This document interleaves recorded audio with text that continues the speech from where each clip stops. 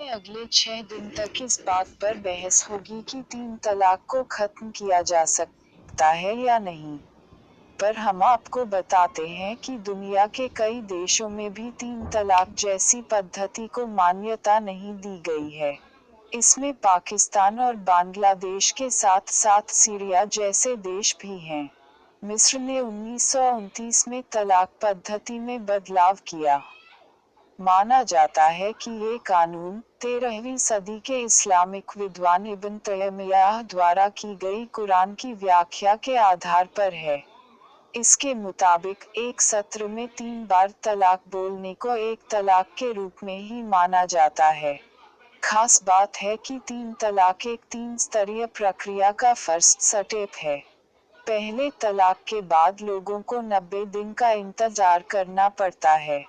श्रीलंका में सिर्फ 10% मुस्लिम हैं। यहाँ के नियमों के मुताबिक कोई मुस्लिम व्यक्ति पत्नी को तलाक देना चाहता है तो उसे मुस्लिम जज काजी को नोटिस देना होता है। इसके बाद जज के साथ साथ दोनों परिवारों के सदस्य उन्हें समझाने का प्रयास करते हैं।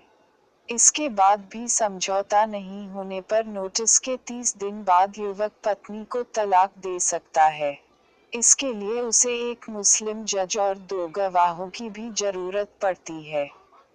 यहाँ शादी और तलाक मुस्लिम कानून 1951 जो 2006 में संशोधित हुआ था, जो कि तुरंत तलाक वाले किसी नियम को मान्यता नहीं देता। पाकिस्तान में एक कमेटी की सिफारिशों के आधार पर 3 तलाक को खत्म करने लिए नियम बनाए गए हैं। वहाँ 3 तलाक लेने के लिए पति को सरकारी संस्था चेयरमैन ऑफ यूनियन काउंसिल के पास नोटिस देता है। इसके 30 दिन बाद काउंसिल दोनों के बीच समझौते का प्रयास करती है। इसके बाद 90 दिनों तक इंतजार करते हैं। इस दौरान भी समझौता नहीं हुआ तो तलाक माना जाता है। बांग्लादेश साल 1971 में पाकिस्तान से अलग हुआ था। पाकिस्तान से अलग होने के बाद भी उसने 3 तलाक पर वही कानून जारी रखा। तुर्की ने साल 1926 में स्विस सिविल कोड अपना लिया। यह यूरोप में सबसे प्रगतिशील और सुधारवादी कानून माना जाता है। इसके बाद 3 तलाक कानूनी प्रक्रिया के द्वारा ही लिया जा सकता है। इसे देखते हुए साइप्रस ने भी इसी कानून प्रणाली को अपना लिया। इराक में भी 3 तलाक बोलने पर इसे एक ही तलाक माना जाता है। वहाँ पति पत्नी दोनों को तलाक देने का हक है। इस दौरान अदालत झगड़े की वजह की जांच कर सकता है। इसके बाद अदालत सुलह के लिए 2 लोगों की नियुक्ति कर सकता है, जिसके बाद वो खुद भी मध्यस्थता कर अंतिम निर्णय सुनाती है। सूडान ने भी साल 1935 में कुछ प्रावधानों के साथ इस कानून को अपना लिया।